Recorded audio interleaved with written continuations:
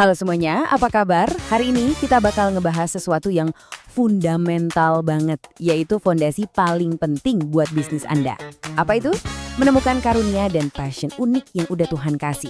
Percaya deh, ini rahasia buat bangun bisnis yang nggak cuma cuan, tapi juga punya makna. Yuk, kita mulai? Pernah nggak sih ngerasa kayak gini? Ngeliat temen yang jago banget main musik, atau rekan kerja yang presentasinya keren banget, terus kita mikir, duh, andai aja gue punya bakat kayak dia. Rasa iri, rasa biasa aja, itu manusiawi banget kok.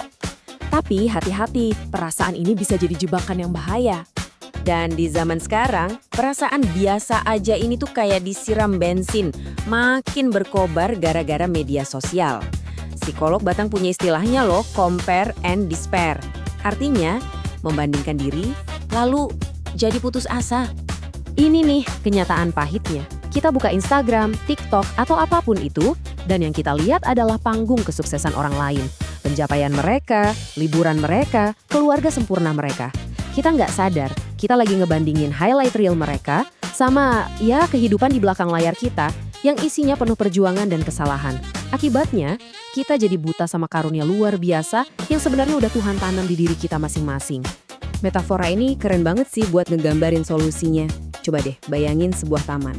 Keindahannya itu kan justru karena bunganya macam-macam ya kan? Mawar ya indah sebagai mawar, melati ya wangi sebagai melati. Mawar nggak perlu jadi melati buat merasa berharga. Begitu juga kita. Keunikan kita itu bukan kekurangan, tapi memang sebuah desain yang disengaja. Nah sekarang, yuk kita geser total cara pandang kita. Dalam dunia bisnis, karunia unik Anda itu bukan kelemahan. Justru itu adalah keunggulan kompetitif alami Anda. Aset paling berharga yang nggak akan pernah bisa ditiru sama pesaing manapun. Coba perhatiin kata kuncinya di sini. Berbeda. Bukan lebih baik atau lebih buruk, tapi berbeda. Ada yang dikasih karunia buat ngomong, ada yang jago banget sama detail, ada juga yang ahli ngatur ini itu. Semuanya itu setara nilainya, dan semuanya dirancang buat tujuan yang spesifik. Ini ilustrasi yang nunjukin betapa jeniusnya strategi Tuhan. Bayangin deh, di satu komunitas semua orang cuma punya satu bakat yang sama. Misal, semua cuma bisa ngajar. Terus, siapa yang masak buat acara makan-makan? Siapa yang mimpin? Nggak akan jalan kan? Nah, prinsip ini berlaku juga di bisnis dan ekonomi. Dunia butuh desainer grafis, sekaligus butuh akuntan yang teliti. Butuh pemimpin visioner, sekaligus butuh manajer yang eksekusinya rapi.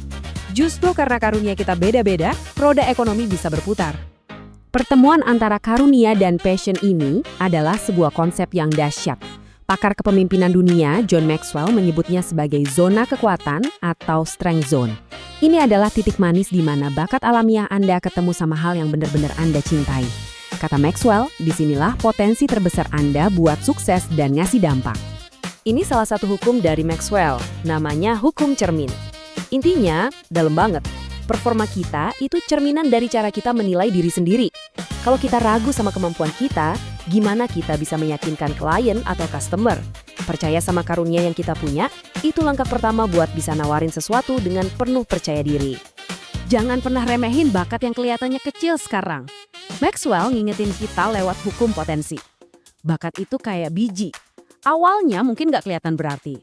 Tapi kalau dirawat dengan rasa syukur, disiram pakai kerja keras, dan kemauan buat terus belajar, biji kecil itu bisa tumbuh jadi pohon raksasa yang menaungi banyak orang. Oke, cukup teorinya, sekarang kita lihat bukti nyata. Ada sebuah kisah yang luar biasa inspiratif tentang gimana passion sejati bisa jadi kekuatan yang nggak bisa dihentikan, bahkan waktu dihantam badai kehidupan paling parah sekalipun. Kita lagi ngomongin J.K. Rowling. Jauh sebelum dunia kenal dia sebagai pencipta Harry Potter, dia ngelewatin penderitaan yang nggak kebayang. Dia kehilangan ibunya, pernikahannya hancur berantakan, jadi ibu tunggal yang hidup dari bantuan sosial, berjuang lawan depresi berat, dan naskahnya ditolak bukan cuma sekali dua kali, tapi sama 12 penerbit. Jadi pertanyaannya, apa yang bikin dia terus maju? Nah, ini dia poin kuncinya.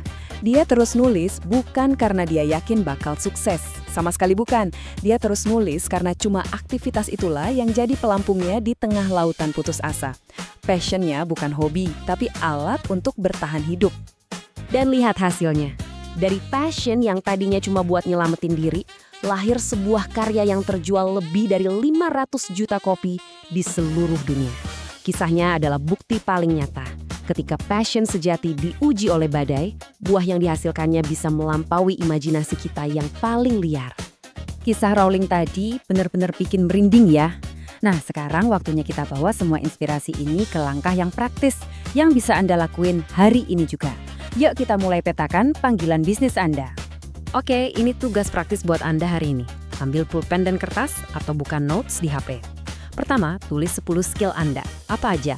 Teknis maupun non-teknis. Bisa desain, bisa nulis, atau bahkan jago dengerin curhatan orang. Kedua, tulis 10 passion Anda.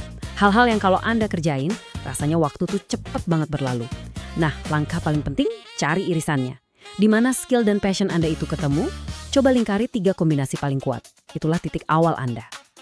3 kombinasi terkuat yang Anda temukan tadi, itu bukan kebetulan. Anggap aja itu sebagai tanah yang dijanjikan, lahan yang udah Tuhan siapin khusus buat Anda. Disitulah Anda harus mulai menggali, disitulah Anda mulai membangun bisnis Anda. Jadi, kesimpulannya apa? Tuhan nggak pernah menciptakan produk gagal. Karunia yang mungkin Anda anggap biasa aja, itu sebenarnya adalah benih dari bisnis masa depan Anda. Tugas Anda sekarang adalah merawat benih itu dengan rasa syukur, menyiraminya dengan kerja keras, dan percaya sama prosesnya. Pertanyaannya bukan lagi, apakah aku punya bakat? Tapi, apakah aku mau merawat dan mengembangkan bakat yang sudah Tuhan percayakan ini? Mulailah dari sana.